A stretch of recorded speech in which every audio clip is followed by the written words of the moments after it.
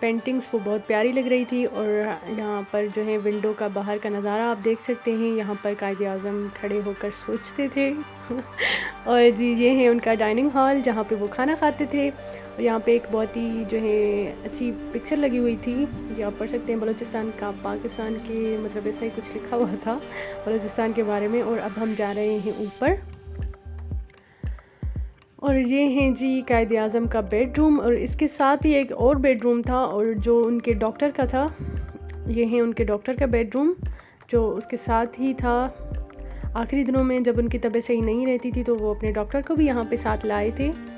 और मैंने देखा कि यहाँ पर चेक करते हैं कि कायद-ए-आज़म ने कुछ रखा है, लेकिन कुछ भी नहीं था यहाँ पे।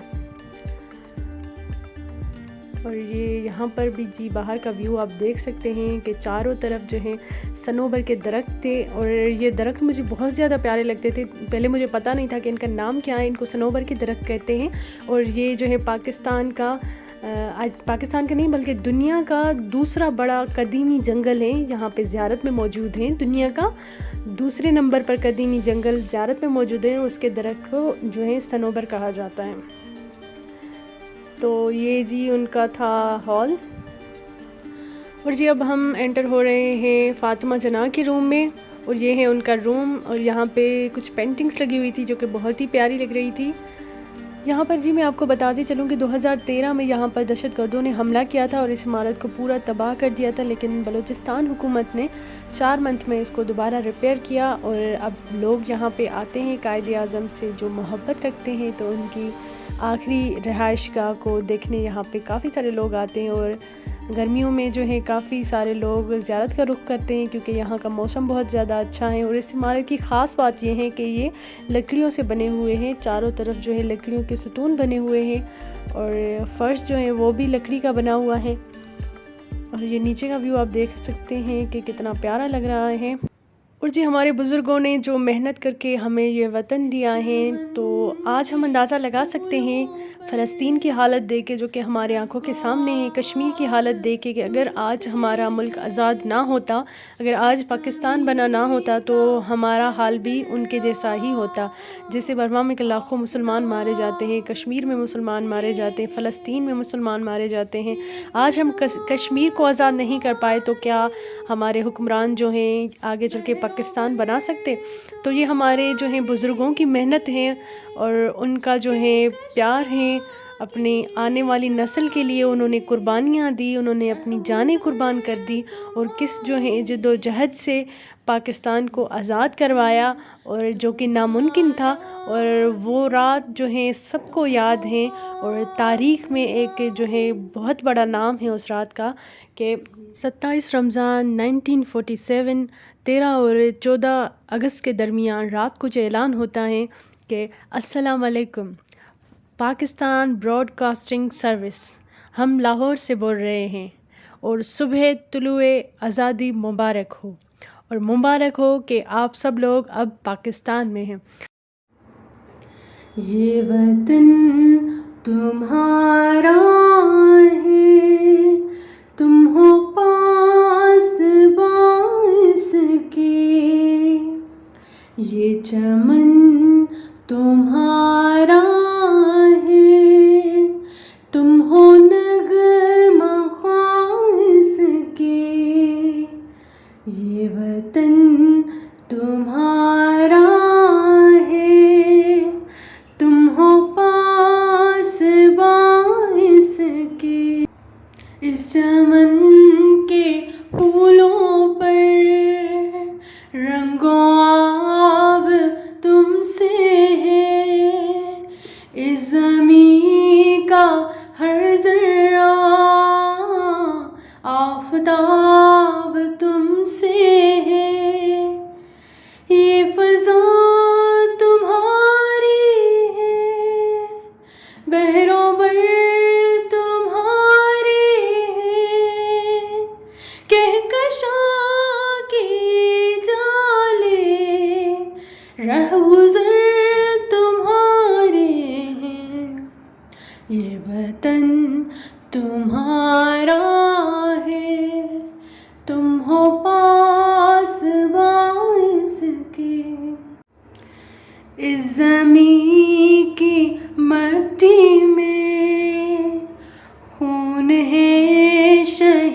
उम्मीदों का अर्ज़े पाक मरकज़ है, कौम की उम्मीदों का।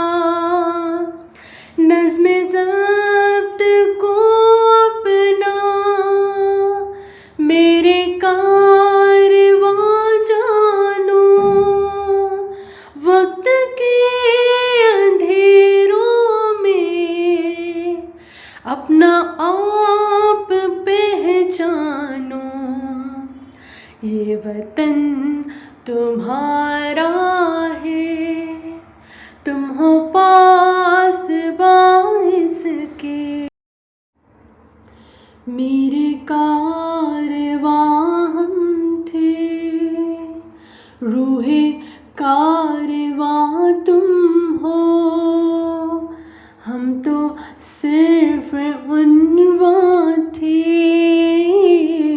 असल दास्तां तुम हो। नफ़रतों के दरवाज़े खुद पे बंद ही रखना, इस वतन के परचम को सर बुलंद ही रखना। ये वतन तुम्हारा है, तुम हो पास बाइस के। ये सॉन्ग मैं आप सब लोगों को डेडिकेट करना चाहूँगी, क्योंकि जब मैं भी यहाँ पर पहुँची कायद आज़म की गैलरी में, तो यहाँ पर उनकी सारी जो तस्वीर देखकर, और मैं अक्सर जो है कॉलेज में, स्कूल में कंपटीशन होता था मिली नगमे का, या फिर 14 अगस्त पे जो है प्रेजेंटेशंस होती थी, मैं उनमें हिस्सा लेती थी। मुझे बहुत ही अच्छा लगता था कि ये सारी चीज़ें करना। और यहाँ पर जब मैं पहुँची तो मुझे वो सारी चीज़ें याद आने लगी, इस वजह से मैंने आपको ये मिली नगमा सुनाया है। मैं सब ये जो मिली नगमा है ये आप सबको डेडिकेट करना चाहूँगी। और यहाँ पर आप देख सकते हैं कि सारी तस्वीर मौजूद थी कायद आज़म की पुरानी। और जी हमेशा जो है अपनी तारीख़ को याद रखा करें कि किस तरह जो है ये मुल्क हमें मिला है, और अपनी जो न्यू जनरेशन है उनको भी इसकी नॉलेज दें कि किस तरीके से जो है हमें पाकिस्तान मिला है। और यहाँ पर सारी जो थी पिक्चर्स उसमें आप देख सकते हैं कि कहीं पे वो कॉन्फ्रेंस में है, कहीं पर वो जो हैं लोगों को खिताब दे रहे हैं। और सारी ज़िंदगी उनकी ऐसे ही गुज़री पाकिस्तान की जद्दोजहद में। तो अल्लाह ताला उन्हें जन्नत नसीब करे। उनके साथ जो भी उनके जो थे दोस्त थे और जो भी पाकिस्तान मुहिम में शामिल थे, अल्लाह ताला उनको जन्नत नसीब करे, उनको आला मकाम अता करे। ये कायद आज़म की बीवी की तस्वीर है और ये उनकी सिस्टर। अब यहाँ पर जो है पूरा पोर्शन उनकी फैमिली का जो है वो था, पिक्चर्स थी उनकी, और ये उनकी फ्रेंड थी कायद आज़म की, और ये उनकी बेटी थी।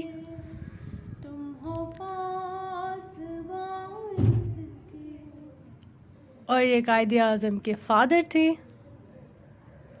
बहुत ही हैंडसम लग रहे थे। और जी ये थी फातिमा अली जना के साथ भी उनकी बहुत सारी पिक्चर्स थी। और ये ब्रदर थी कायद आज़म के। और ये वो इमारत थी जहाँ पे कायद आज़म की पैदाइश हुई थी, बर्थ प्लेस जो कराची में मौजूद है।